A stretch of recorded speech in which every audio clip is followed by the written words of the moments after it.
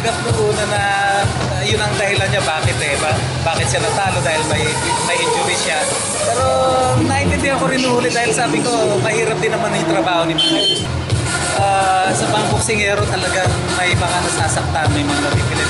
Bawat athlete naman nagkakaroon talaga ng mga injuries. The Filipinos must be proud for they have like this person.